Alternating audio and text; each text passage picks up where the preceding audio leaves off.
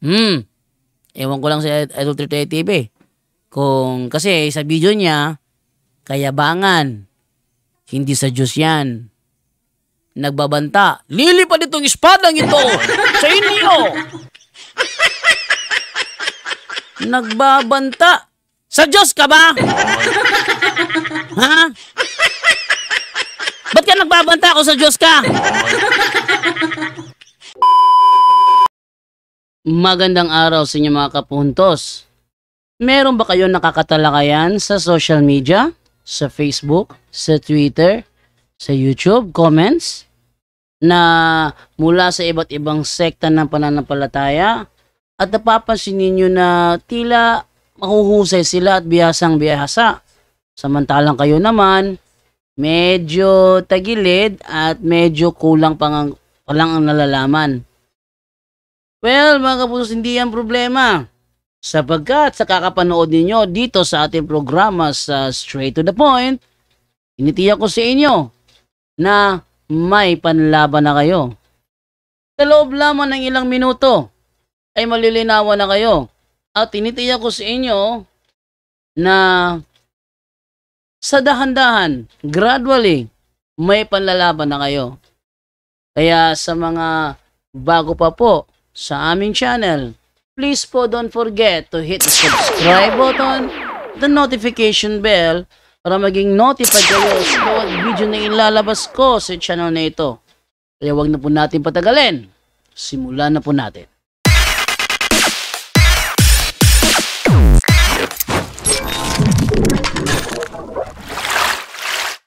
Okay, magandang araw mga kaibigan, at sa pagkakataong ito may tampok po tayong topic ngayon. Ito may kinalaman sa bangayan ni Father Darwin Gitgano at sa mga albularyo, mga local albularyo sa Pilipinas at only in the Philippines lang.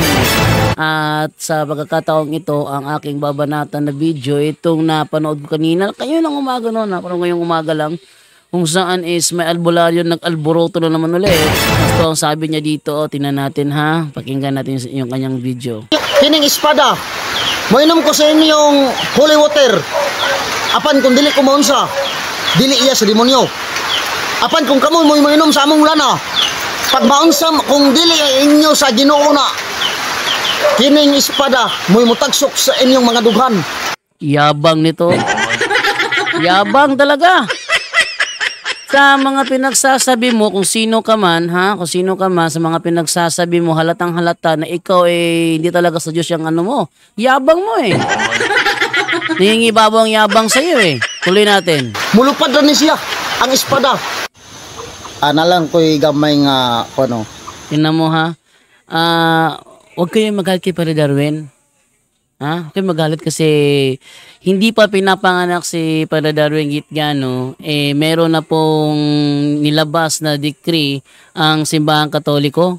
Ito po sa CCC 2116 to 2117. Basahin natin na nakalagay dito All forms of divination are to be rejected. Recourse to Satan or demons.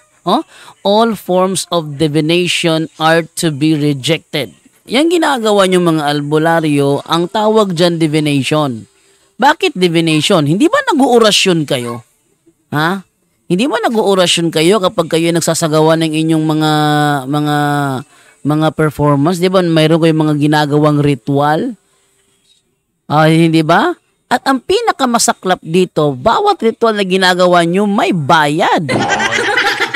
May bayad. Hindi ba? Ating basahin ulit All forms of divination are to be rejected. Walang sinabi dyan some forms para sabihin nyo hindi pwedeng masama yan sa inyo. Ang sabi dyan, all forms of divination are to be rejected. Recourse to Satan or demons, conjuring up the dead, or other practices falsely supposed to unveil the future. Consulting horoscopes, astrology, palm reading. O tingnan nyo yung pag-consult pala sa sa horoscope, bawal din pala yun. Astrology.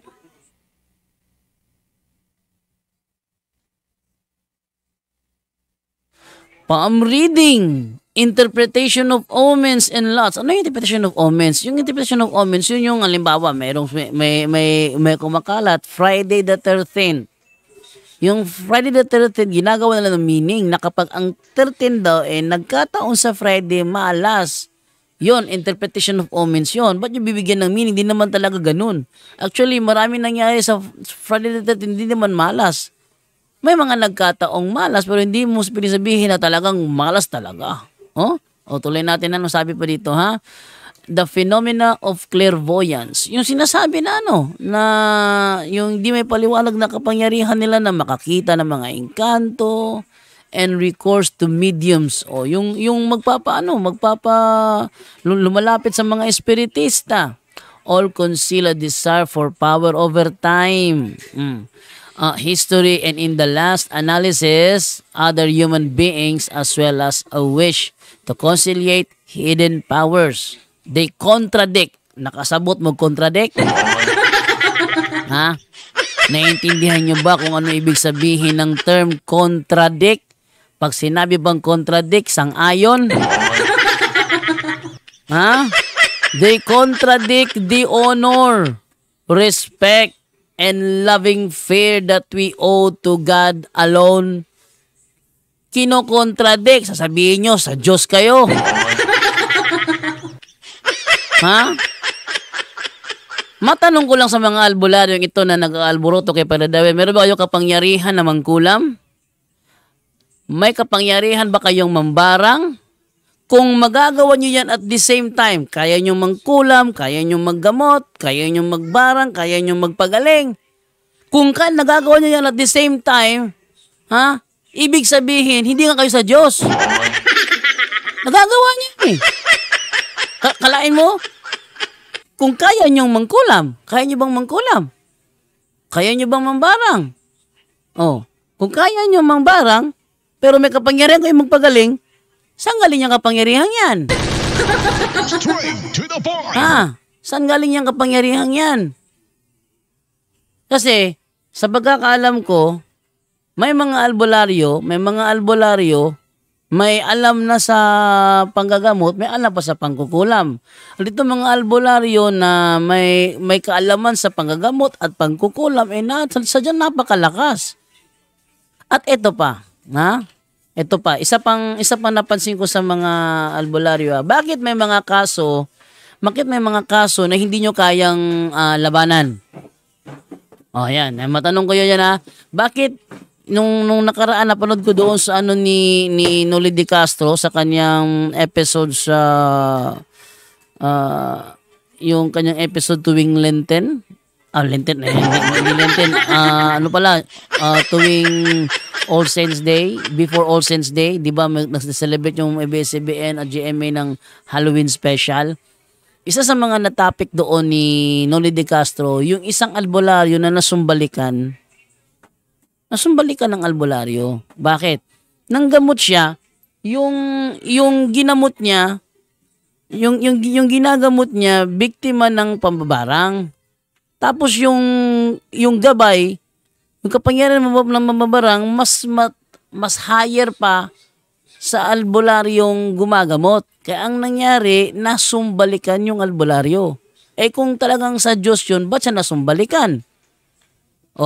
Bakit may mga pagkakataon na may mga kaso kayo na mas malakas ang kapangyarihan ng kalaban nyo kaysa sa inyo? Hindi nagagamot. Paano ngayon yan? So yan ang hirap dyan. Yan ang hirap dyan kapag masyadong sirado ang isip. Ating ituloy. About sa gingon ni Father Darwin, nga iyang gidid-an ang mga katauhan o gipahibalo o pagipahimagnuan sa ilang kasimbahanan kuno nga dili mo agto sa albularyo. Yes, talagang gagawin ni Father Darwin yan. Bakit? Turo kasi yan sa aming simbahan Eto, ulitin ko all forms or divination are to be rejected. Ito pa, meron pa isa dito. Ito, tinan nyo sa 21:17. All practices of magic or sorcery by which one attempts to tame occult powers so as to place them at one's service and have a supernatural power over others. Hindi ba meron kayong supernatural power over others? Even if this were for the sake of restoring their health. Restoring their health. Ibig sabihin, yung palang kapangyarihan ng demonyo kayang magpagaling. Oh, kayang magpagaling. Oh, restoring their health. Kita nyo? Are gravely contrary to the virtue of religion. These practices are even more to be condemned when accompanied with the intention of harming someone. Ano na kung kapang kakayahang ito, may kakayahang magpahamak ng iba. Oh, sa mga nag-aalboroto dyan, maging honest tayo sa sarili nyo. May kakayahan ba kayo na magpahamak ng iba? May kakayahan ba kayong mangkulam? May kakayahan ba kayong mambarang? Kung may kakayahan kayong mangkulam, mambarang, kanino kapangyarihan yung hawak nyo? Nagpapagaling kayo. Nambabarang pa kung meron kayo kakayahan mambarang. Saan galing yung kapangyarihan yan? Kung sabihin sa Panginoon yan.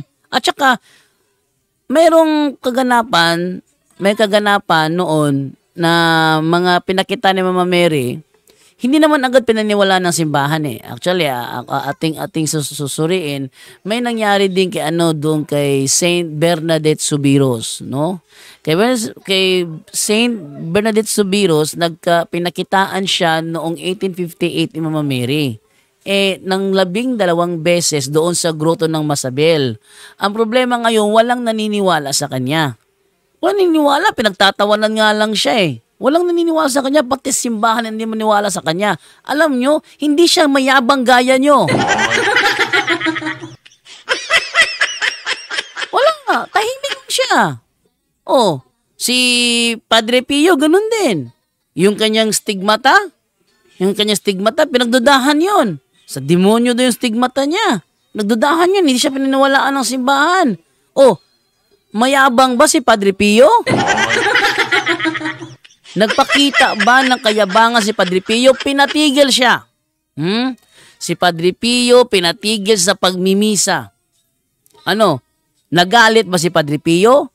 Nagmayabang ba? Nag-alboroto ba gaya ng ginagawa nyo ngayon? Walain nyo? Lilipad itong kutsilyong ito.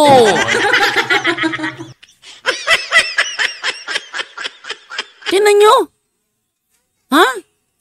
Nagbabanta pa kayo? Lilipad ang kutsilyong ito? Saan galing yung kapangyarihan nyo? Yabang-yabang nyo. Ha? Saan galing yung kapangyarihan nyo yan? Kung talagang sa Diyos kayo, dapat unang-una may humbleness sa inyo. May humbleness ba sa inyo? Huh? Ba't kayo nagagalit kay Padre Darwin? Ha? Okay, bakit kay Padre Darwin? Ginagawa lang niya kung anong turo ng simbahan. Kung may reklamo kayo, tingnan nyo na lang kung ang inyong ginagawa ba ay sang-ayon ba sa katuruan ng simbahan o hindi. Bigyan kayo talata, ha? Bigyan kayo talata. Dito tayo sa sa Ezekiel 13:20. Atin mo na basahin sa yung balita Biblia para maunawaan.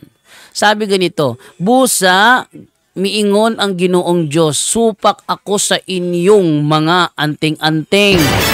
Ang nga inyong gigamit sa paglitag sa mga tao.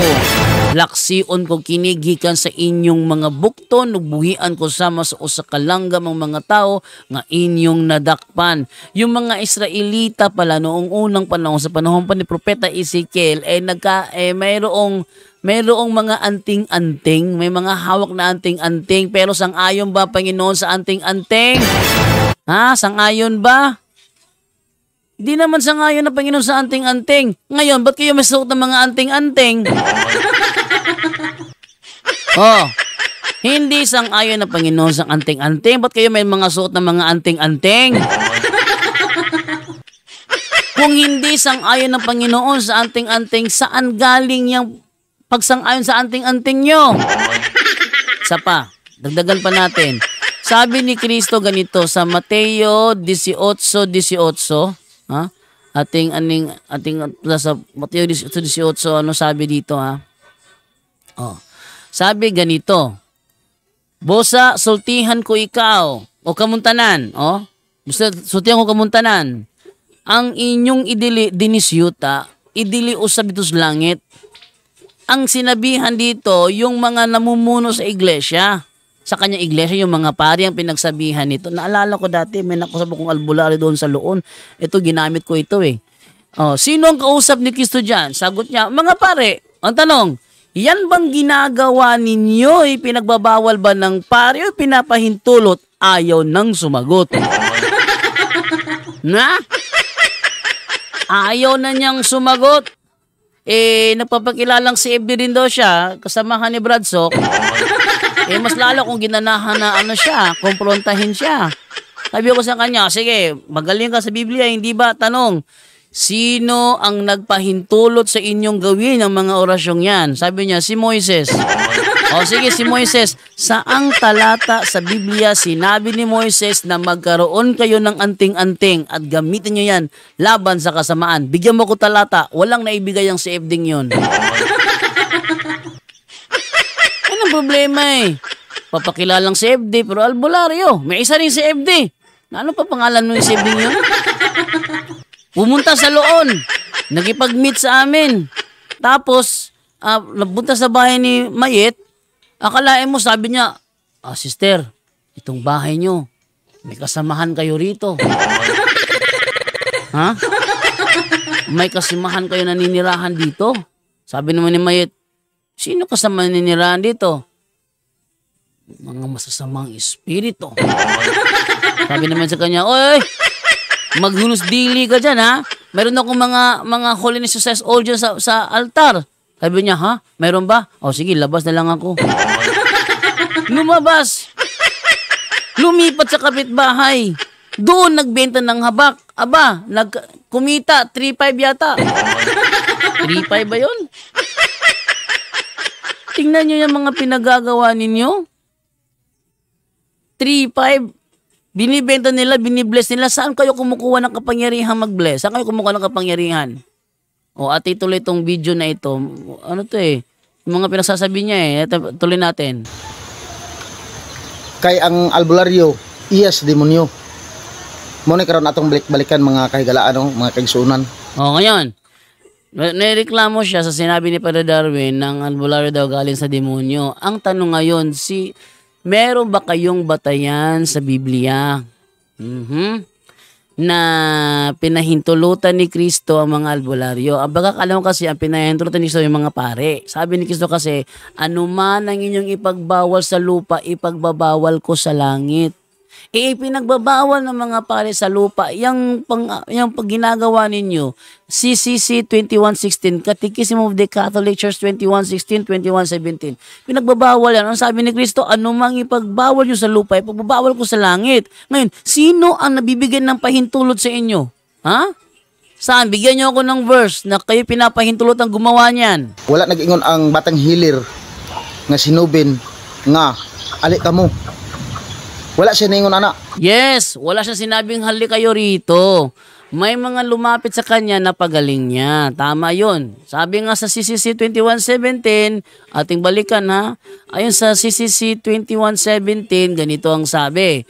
All practices of magic or sorcery by which one attempts to tame occult powers, yung mga kapangyarihan nyo, occult powers ang tawag dyan, so as to place them at one's service and have a supernatural power over others, even if this were for the sake of restoring their health. Restoring their health. Naiintindihan mo yung restoring their health? Pag sinabing restoring their health, kayang magpagaling. Ang mga magic at sorcery, kayang magpagaling. Saan galing ang kapangyarihan yan? Kung mo kayo nagpapagaling, sabihin nyo nag-agad sa Diyos. Mali. Hindi porkit nagpapagaling, sabihin nyo nag-agad sa Diyos. Tuloy natin. Ali ka mo. Sako ka mo pagpatambal. Wala siya nag-ingon anak. Tama, wala siyang sinabing ganun. Yung mga napagaling niya, gamit ang kapangyarihan niya. Tingnan mo, kapangyarihan niya. Meron ba naman sabihin nila si Noven daw ginawang instrumento ng Panginoon? Kung ginawa siyang instrumento, ba't siya nagtuturo ng Panginoon di nababalik? Ha? Ang liwa-liwa ng Biblia, babalik si Kristo. Basahin natin na. Ating basahin sa Biblia na si Kristo babalik ka. Ito, basahin natin. Ito ay nasa Juan 14. Juan 14, ating basahin sa 1. Tayo mo simula. Sabi dito ganito. Og miingon kanila si Jesus, ayaw kamo kaguol, salig kamo sa Dios ug salig usab kamo kanako sa balay sa akong amahan. Adunay daghang mga lawak ug moadto ako aron pag-andam ug dapit alang kaninyo. Kung dili pa kani tinuod, dili ko unta kamusultihan ni ini. Ug kung atuan na ako usab didto ug makaandam nagdapit alang kaninyo, mo balik ako. Straight to the point. Ano daw? Mo balik ako. Tapos sabi ni Novem, hindi na siya babalik. Sinong dapat paniwalaan? Si Kristo o si Novem? O kayo, manonood. Pili kayo. Sino dapat paniwalaan? Si Novem o si Kristo? Sabi ni Kristo, babalik siya. Sabi naman ni Novem, hindi. Sino paniwalaan ninyo? Sasabihin nyo, instrumento ng Panginoon. Instrumento, sinasalungat si Kristo. Anong sabi ni Apostol Pablo patungkol sa sumasalungat? Galatia 1:8. Apan bisan og kami, o usa ka anghel nga naggikan sa langit ang magwali kaninyo og maayong balita nga lahi. Kaglahi gali sukwahe. Lahi sa among giwali, mahimo unta siyang tinunglo. Di ka kasabutan na. Grabe na bugay ka. O tapos sa line version, apan bisan pa kami, kung usa ka manulunda, manulunda na yung ikan sa langit, magwali ka ninyo, og lain nga maing balita, nga lahi, kaysa among ginawali, kaninyo, ipatunglo siya. Straight to the point. Katuruan naman, ano yan ba't kinagagay pa ni Darwin? Bakit magagay pa ni Darwin? Trabaho ng pare na ituro kung ano man turo ng simbahan. At pasensya na kayo dahil bahagi ng turo ng simbahan ang wag lumapit sa albularyo. Sama sa sinasabi sa 21:16, all forms of divination are to be rejected. All forms of divination are to be rejected. Sana maintindihan nyo yan. Tuloy natin.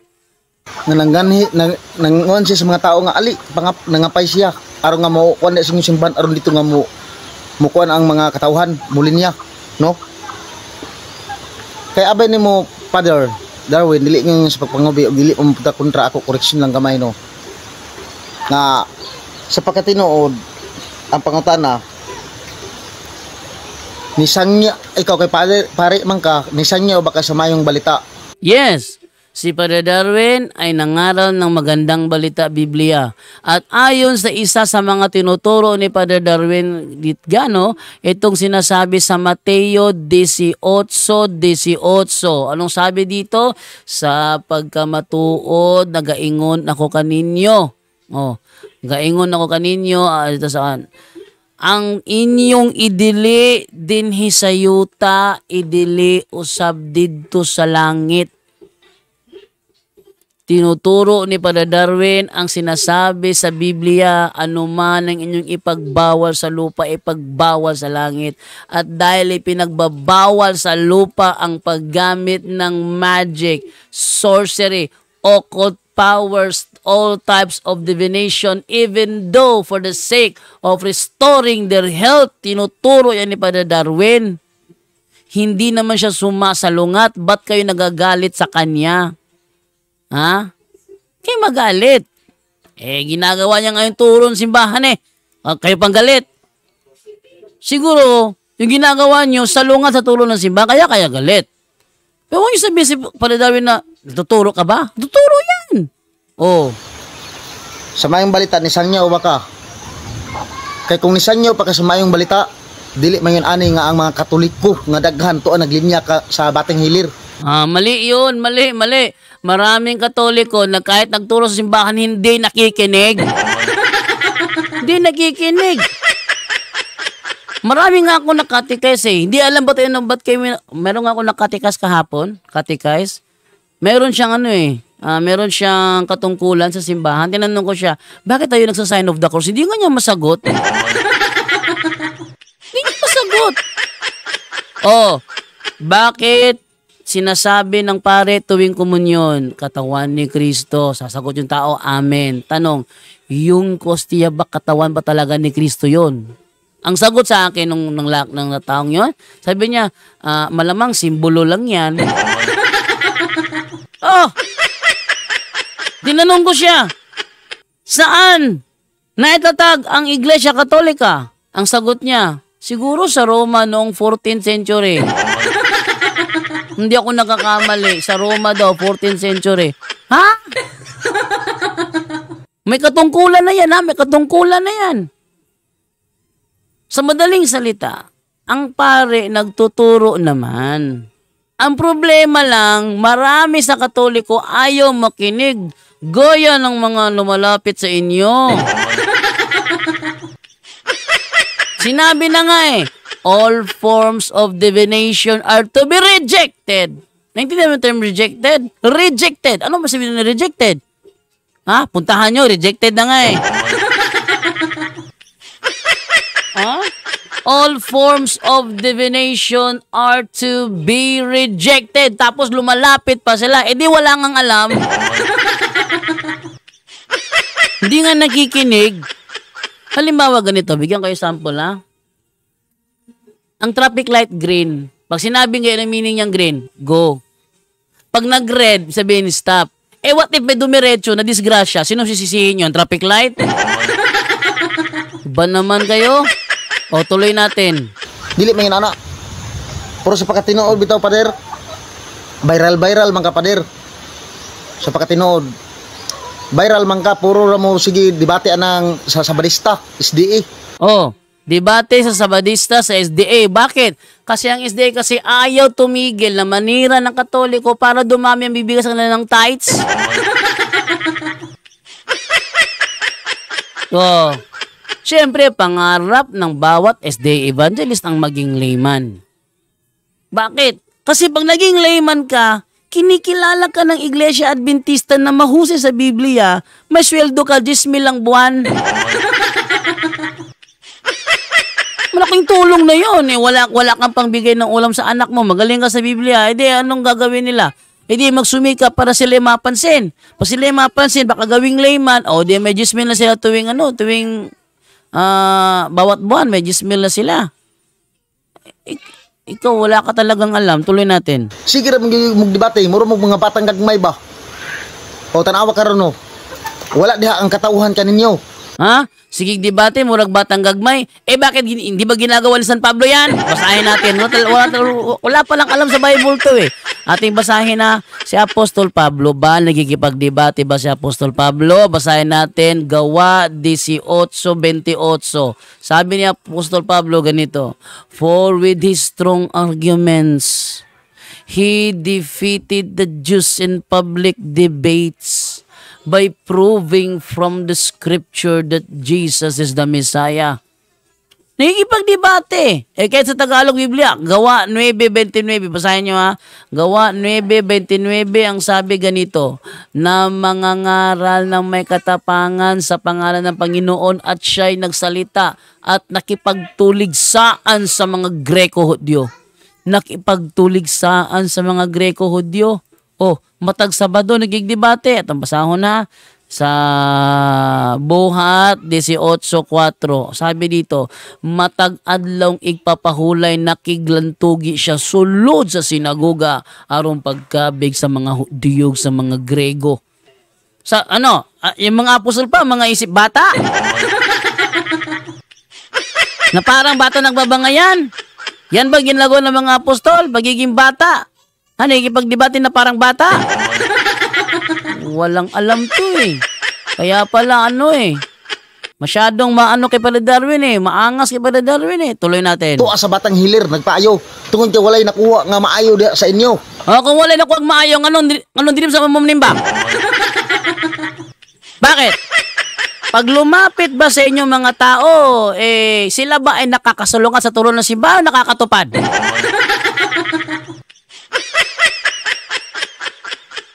Tuloy natin. Dagan sila mga balatian, wala na naayo. Tungod ka mura ninyo, sige, debate. Anang SDA kamo? Kailan nangyari na si Brother Darwin nagpagaling dahil sa debate? Kailan nangyari na ang mga apostol nagpagaling dahil sa debate? Yung debate, final option lang yon. Final option para sa mga gusto talaga maghamon ng diskusyon. Final option, ang top priority talaga ng CFD is evangelization. Si Father Darwin, may dugong CFD yan. Kasi bago nagpare yan, CFD yan. Ha? Talagang nangunguna sa kanya ang evangelization. Hindi pwedeng manguna yung kalokohan sa evangelization. Ngayon, ang ginagawa niya, evangelization. Tapos pag may naghamon, doon na last option ng debate. At hindi siya nagpapagaling dahil sa debate. Nagpapagaling ba siya? No. Hindi siya nagpapagaling. Ang ginagawa ni Brother Darwin, nagdarasal lang gamit ang kapangyarihan ng Iglesia Katolika. Gamit ang dasal na ginawa ng mga santo laban sa mga demonyo. Yun ang ginagamit niya. Hindi gaya ninyo, tinatawagan ko ang espiritu sa buong paligid. Pagalingin nyo! Sino ba yung espiritu sa buong paligid? Sino yan? May idea ka? Wala ka idea. Tuloy natin. Nakapares lagi mo sige mo debate aning kuan ni Pader. Oh, noon sa inyo nakuha, wala. Ha? Wala nakuha? Ang dami yata nagkatuloy ko dahil doon. Walang nakuha. Tumaas nga yung ano eh, yung rank ko eh. Oh, at ano nangyari? Once na-convert from Protestant to Catholic, malaking tulong sa kanilang kaluluwa yun. Pero ang paglapit sa inyo, nakakasalungat sa turo ng simbahan. Sabi ng ni Kristo anumang ipagbawal, unsa may inyong idili. Gidili ba na o gitugot? Bisan unsa nga inyong idili sa yuta, idili nako sa langit. Oh, asa man ka nakabasa nga ningon si Kristo, kanang inyong gidili diha gitugot na ko na. Wala. Yan ang problema sa inyo eh. Tingnan nyo, si Saint Joseph Cupertino. Lumilipad yun. Kala nyo parang Superman, lumilipad yun. Yung kapangyarihan niya sa demonyo, sabi ng mga paring Katoliko, yung kapangyarihan niya galing sa demonyo, ilang beses siya in-exorcism. Pero hindi. Bakit? Lumilipad si Saint Joseph Cupertino kapag siya nananalangin. Natuklasan yung kanyang kapangyarihan pala galing sa Diyos. Bakit? Hindi siya nagmayabang ganyo, nag-aalboroto kayo? Ha? Nagbabanta pa, lilipad itong kutsilyong ito. Ito tatari sa dibdib ninyo. Ganun-ganun pa kayo? O, tuloy natin. Karon kay sikat man karon ang batang hilir. Nang maayos mga masakiton. Karon itungan na pud mo. Oh. Maayos na masakiton. Ang Batang Hilir. Hoy, hindi pa sikat ang Batang Hilir. Ginagagawa na Brother Darwin na yan. Yung pag-deliverance. Nagdi-deliverance na siya. Nag-exorcism na siya. Hindi pa sikat yung Batang Hilir ninyo. Ano ba naman? Ano ba naman yun? Hindi pa sikat ang Batang Hilir ninyo. May katuruan na ang simbahang Katoliko. Balikan natin para ating ipamukha sa kanya na itong mga kumukontrang ito wala talagang alam sa Biblia. All practices of magic or sorcery by which one attempts to tame occult powers. Yang occult powers yan ang meron kayo so as to place them at one's service and have a supernatural power over others, even if this were for the sake of restoring their health, restoring pagpapagaling, are gravely contrary to the virtue of religion. Kakaintindi ka ba ng term contrary? Hindi na ba yung term contrary? Baka ako to, basa ako ng basa contrary, di wala naiintindihan. Oh, ito na, tuloy natin na. These practices are even more to be condemned when accompanied by the intention of harming someone or when they have recourse to the intervention of demons. Wearing charms is also reprehensible. Spiritism often implies divination or magical practices. Oh, Spiritism often implies divination. All forms of divination are to be rejected. Niyayakap nyo? Sinabi nang i-reject I-reject, niyaya ka pa rin. Sinong mali dyan? Para bang traffic light? Sinabi na nga ng traffic light na red, nag-red light na siya. Itumuloy pa rin, nabangga. Kasi yung kabilang side, go sila, tayo naka-stop tayo, bigla siya dumiretso, nabangga. Sino sisisihin niya? Traffic light? Mali! Wearing charms. Wearing charms is also reprehensible. Wearing charms. Ano yung charms? Mga pampaswerte. Wearing charms is also reprehensible. Spiritism often implies divination or magical practices. The church of her part warns the faithful against it. Ginagawa naman Father Darwin turo simbahan na. The church for her part warns the faithful against it. Recourse to so-called traditional cures. Traditional cures? Ano yung traditional cures? Di ba yung ginagawa ninyo? Traditional healing? Traditional cures does not justify either the invocation of evil powers or the exploitation of another's credulity. Traditional cures. Ano yung ginagawa ninyo? Kung hindi traditional cures. Tuloy natin mga pinasasabi nito. Siya lang ang inyong gitirahan, ang batang hilir na sab. Sapagkat dili na sila mangana dito sa kung ang inyong gatiman mao ang pag-ampo oron sa pag-ayos mga masakiton sa inyong kasimbahanan. Hoy, yan ang ginagawa ni Father Darwin dito. Siya ay nagdarasal sa mga tao. Ngayon kung ang tao walang conversion, ito isa pa to sa sa mga palatandaan . Halimbawa, tao gumagawa ng mortal sin. Ayaw magkumpisal. Sinabihan na nga ni Father Darwin, sundin ninyo ang cares at mag-deliver sa sarili niyo. Ano yung cares? Confession, adoration, rosary, Eucharist, sacramentals. Gawin niyo ito sa inyong everyday life, no? At kung magawa ninyo ito, malaking tulong ito para sa improvement ng inyong kaso. Kaso yung kanilang karamdaman ba? Meron nga gumawa. Yung iba naman hindi. Yung hindi gumawa, ano nangyari? Lalong lumala. Yung hindi gumawa. Yung gumawa naman, gumaling talaga sila. Totally 100% liberated na. 100% totally cured na sila. Yung mga hindi gumawa, hindi. Sa inyo, meron bang ganyan? Wala. Nagtuturo ba kayo na si Kristo hindi babalik? Ikaw, pinapaboran mo si Nove na nagtuturo si Kristo hindi na babalik. Ano pinapaboran yun? Ano pinapaboran? Ang paboran yun. Mali yung turo nun . Saan niya nakuha yung aral na yun? Ba't siya may kapangyarihang magpagaling sa magpagaling ng karamdaman gayong nagtuturo siya ng Panginoon di na babalik? Saan galing kapangyarihan niyang yon? Tingnan mo. Tuloy natin. Apan wala inyo na nahimo. Tungod kay sige lang magdebate sa walay hinungdan, walay mga pulos. Walay debate, walay hinungdan. Walay hinungdang debate. Ginawa nga ng mga apostol, walay hinungdan. Para sa mga walang alam na go with the flow lang, yun na para sa kanila, walang hinungdan. Sa mga go with the flow lang. Tuloy natin.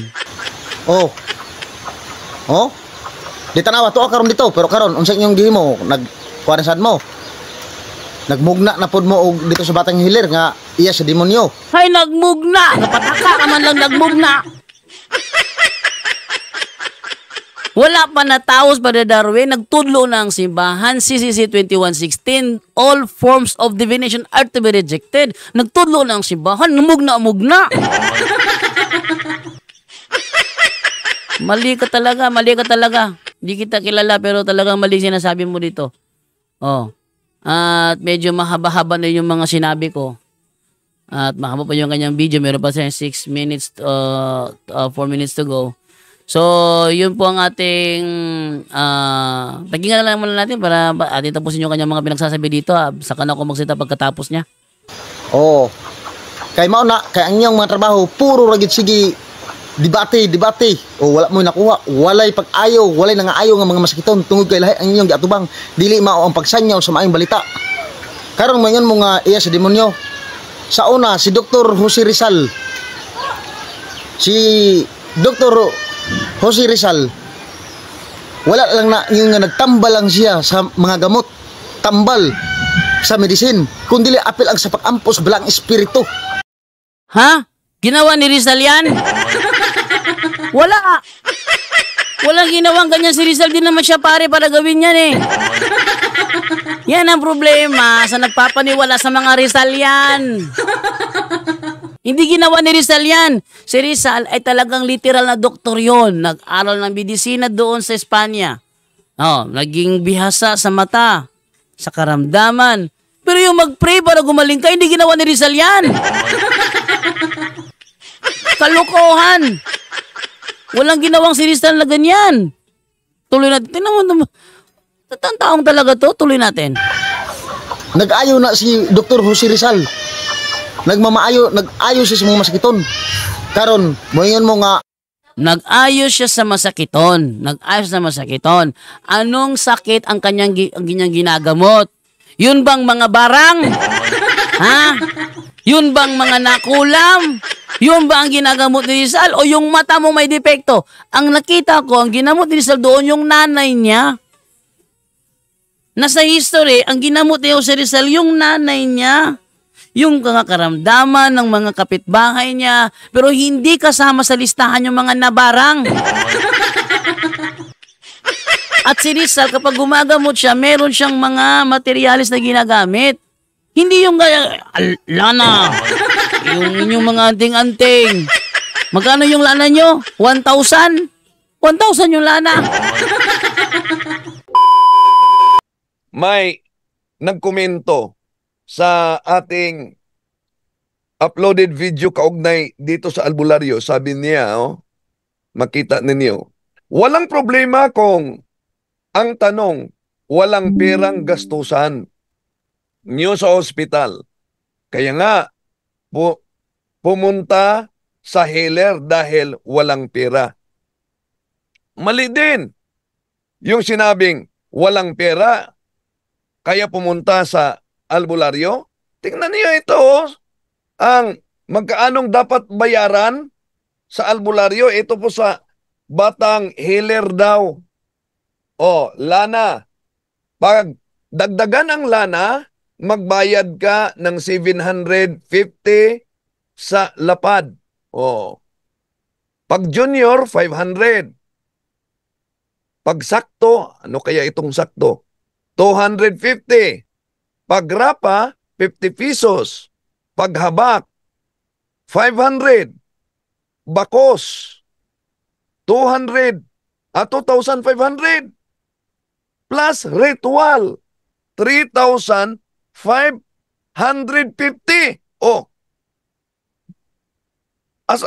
Asan ang walang bayad? Na? Tapos, 1,000, hindi pa bless yan, ha? Pag binlisingan na, pag may orasyon na 3,500. Alam mo, pag may orasyon na, di bawat pasyente lumalapit dyan na gustong magdala ng kanyang lana, bibili mo na ng 1,000, tapos biblisingan ng 3,500, magkano na lahat? Di 4,500 ang kanilang sa lana pa lang yan, hindi pa kasama yung ibang habak. Tuloy natin. Ang batang healer, iya sa demonyo.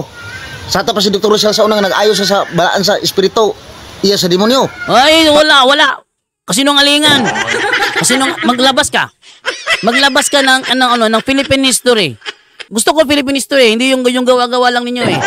Maglabas ka. Sino ba tong taong ito? Double check ko nga sino tong taong ito. Ito ay si Idol 38 TV. Idol 38 TV, maglabas ka, ha? Maglabas ka, Idol 38 TV ng Philippine history kung saan sinasabi doon na si Jose Rizal ay nanggagamot gamit ang Holy Spirit. Napakasinungaling mo. Para lang i-justify ang mga ginagawa nyo, nagsisinungaling ka. Hindi pwede yan. Hindi pwede yan. Tuloy natin. Sure mo diya. Mao lagi na lagi. Karon, Kung adunay mga tao nga masakiton diya mo na sa inyong kasimbahanan. Tagaan na rin yung kwarta. Ipaagto sa hospital. Ha? Tagaan na ko pa sa ospital? Wala taon na buhata diri sa mua. Ari dire be. Ari dire. Sine Idol 38 TV. I-challenge ka na ako. Ari dire be. Ani ang mga pasyente tanawa mga sili ko na ba kita gaan diri kwarta para atong ospital. Kala kag tabi diha. Takala kag tabi. Patuloy natin. Aron resitahan sa hospital. Nabi karon og walay kwarta. Unsa ani pagkaayo? Ana siya. Pataka ka man lang diha. Yabang mo talaga. Kung wala siyang panggamot sa ospital, sa amin dito, wala namang bayad, libre naman eh. Walang bayad dito, libre lang dito. O tanong yung mga pasyente dito, kung may binayaran ba sila sa sa pag-deliverance, nagbayad ba sa healing? Wala. Sa inyo, meron eh. Tuloy.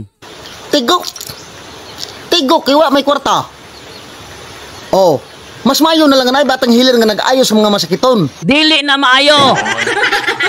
Kasi, pag lumapit sila sa batang healer, nasasalungat nilang katuruan ng simbahan. Pag nasasalungat nilang katuruan ng simbahan, nagkakasala sila. Ha? Nagkakasala sila. O, tuloy natin. Ang kadaghan na mga Katoliko, ang naa diha nagalinya.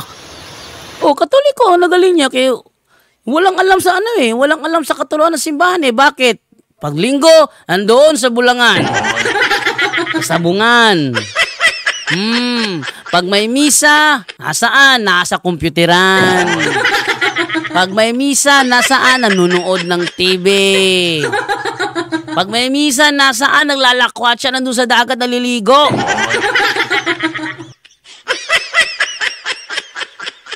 Kaya normally lang yan. Normally lang yan. Eh kahit pa sa mga Israelita nung panahon sa kanila may mga pinagbabawalang kumain ng baboy, kumakain pa rin. Talaga may mga ganyan bro, salungat. Hindi mo talaga masisisimbahan dyan. Bakit? Hindi naman kasalanan ng simbahan kung ayaw nilang makinig. Straight to the point. Ikaw dyan, yang yabang mo na yan? Ha? Halata yung pride mo eh. Halata yung pride mo eh. Hindi sa Diyos yan eh. Ha?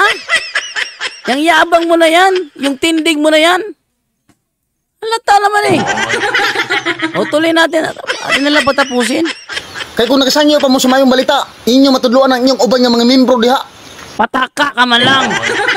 Nagsangyaw sa maing balita. Nalay, di ka na maminaw. Yan ka na mga di ka na maminaw mo na mga nanouli ninyo. Tuloy. Nga ang uban wala diha sa inyong kasibahanan. Tuwa sa sugalan. Oo, ay kaya hindi nga nakikinig eh.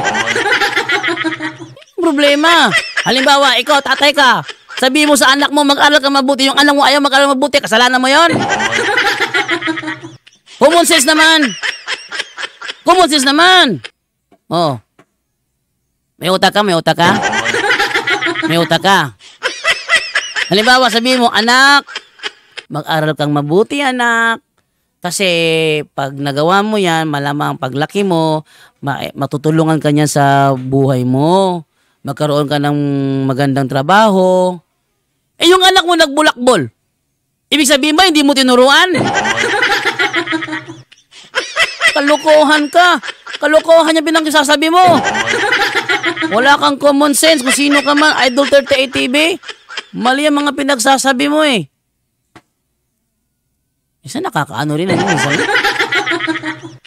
Kalahin mo ba naman? Kung nagtuturo pa kayo, wala siya nang lalapit. Eh kahit pa ikaw mismo sa anak mo, kahit sabi mo mag-aral ka mabuti, kung magbulakbol yan, huwag mo sisihin sarili mo. Pwede ba sabihin ko? Yang anak mo, kaya naging sugaril yan kasi hindi mo tinuruan. Bakit? Totoo ba? Hindi mo tinuruan? Ay.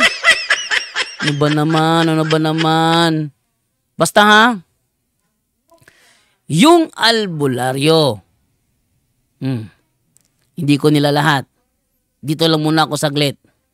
yung albularyo na may kapangyarihang magpagaling at the same time may kapangyarihang mangkulam o mambarang o magpahamak ng kapwa. Alam nyo na kung kaninong kapangyarihan meron yan. Ewan ko lang sa Idol 38 TV. Kasi sa video niya, kayabangan. Hindi sa Diyos yan. Nagbabanta. Lilipad itong espadang ito sa inyo. Nagbabanta. Sa Diyos ka ba? Ha? Ba't ka nagbabanta kung sa Diyos ka?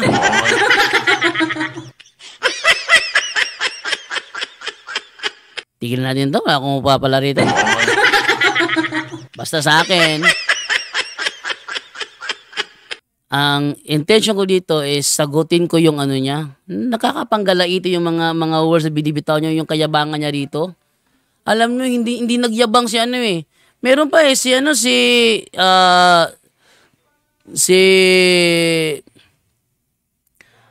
Sister Lucia Dos Santos, no? Isa sa 3 bata nakakita kay Mama Mary sa Fatima noong 1917, noong una, pinag-aalinlangan siya ng simbahan. Ayaw siya paniwalaan. Pero hindi sila gaya mo, na nagpakita ng yabang. Hindi siya gaya mo, na nagpakita ng pagka-arrogante. Si St. Catherine of Lebourgh, di ba? Sa St. Catherine Lebourgh, nakakita ng mahal na birhen noong 1830 sa Paris at tumanggap ng minsay tungkol sa Miraculous Medal. Maraming hindi naniwala sa kanya, pero nag-alboroto ba gaya mo? Wala. Hindi nag-alboroto eh. Pwede ba nag-alboroto ka? Yan ang palatandaan na yang nasa iyo, sinabayan mo ng yabang. Tingnan mo sa Darwin ha, kahit ilang beses nyo pa sabihan ng hindi maganda, humble pa rin. Ha? Si Padre Darwin, ilang beses nyo pa sabihan ng hindi maganda, nakangiti lang yan. Humble pa rin, with a humble heart pa rin. Hindi yan sa paramihan ng napapagaling. Ang batayan dyan yung otoridad. Saan galing ang otoridad ni Padre Darwin? Sa obispo. Yung obispo, saan galing yung kanyang otoridad? Sa buong iglesia. Sino ang founder ng Iglesia Katolika? Si Jesus Christ. Kayo, saan galing yung kapangyarihan nyo? Sa gabay. Sa gabay na namanan nyo sa mga lola ninyo. Saan galing yung gabay nila? Sa mga espiritu, sa kakahuyan, sa katubigan, sa kabatuan. Ano yung mga espiritong yan? Ano yung mga espiritong yan? Alam mo? Alamin mo. Alamin mo kung ano mga espiritong yan. Kasi sa pagkakaalam ko, nung walisin si Satanas doon sa langit, kasama ang kanyang mga anghel, ang iba nalaglag sa kabatuan, sa katubigan, sa kalupaan, sa kahanginan. Tapos yung tinatawagan ninyo, di ba? Mga espiritu sa paligid.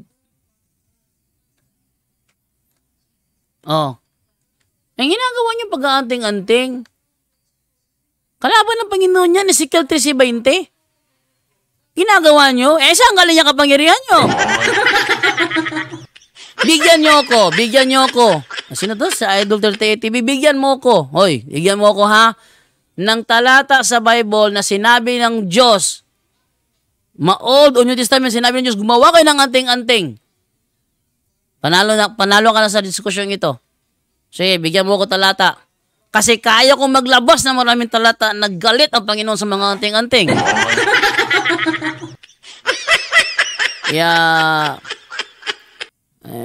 yun na lang muna. Yun na lang muna yung ating sa kanya. Mahaba-haba na rin ito. Mag-iisang oras na. Pero yung kanyang reasoning pa, ulit na naman yung kanyang, ang tawag niya, circular reasoning yung ginagamit niya. Ulit na lang, kung nagturo ba kayo, ba't sila nandoon? Matigas ang ulo Sino ba simbahan? Para bang ikaw, turuan mong anak mo, mag-aral ka mabuti. Matigas ang ulo Ikaw ba sisisihin ko? Mali. Okay, so hanggang doon na lamang po. Makapag banat naman. Maraming salamat po and bye-bye.